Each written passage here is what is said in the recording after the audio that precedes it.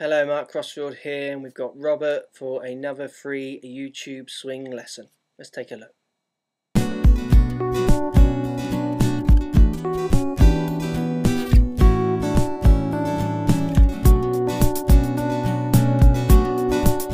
So Robert, this is common problem, quite hard to explain and hard to get the student to understand what they're doing. But look, we're going to give it a go. I've got yourself on the left, Tiger on the right here. What I'm noticing with your swing, even though you make lots of good movements, they're very disjointed from each other. And what this means is you'll get a lack of coordination, which will result in some very funny strikes, maybe some wild offline shots. So you'll hit ones maybe much further right or left, usually right with this, than you think that you possibly could, because you feel like you're doing it okay. And it's because of the disjointedness of the backswing. Let me try and show you what I mean. So to start you off, I can't quite tell from the camera angle here if you've just got the ball far too back in your stance for a driver. It almost looks like in the middle, but I think whoever's taking the picture here is shooting at a slight angle, which means your ball position would be there. But look, with a driver, you want to get the ball opposite the inside of your left heel, maybe an inch inside at the very most. So check that next time you're playing. Now look, what we're seeing from yourself here, and you sent me this video as a response to one of my other videos talking about hip turn and shoulder turn, how they work together.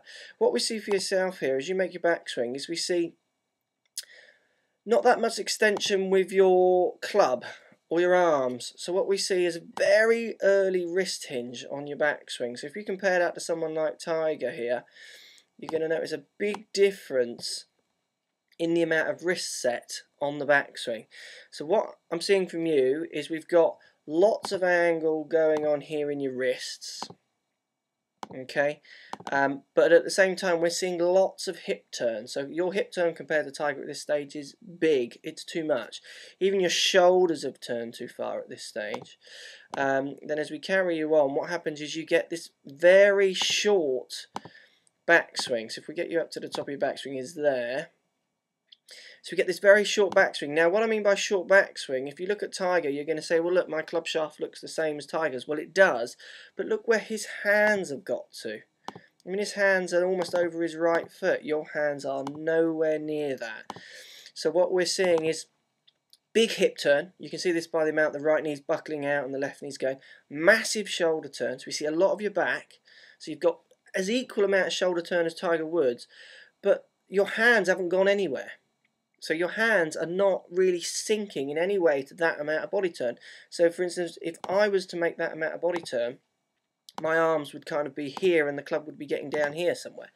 Because that amount of body rotation, if the arms are moving with that, are going to take the arms a very long way back. So make a very big backswing. So look, what you've got to try and get your head around and work on is trying to get your backswing sinking up a lot more. And the order you need to think about your backswing is a lot more like this. At the moment, you're turning hips, shoulders and wrist.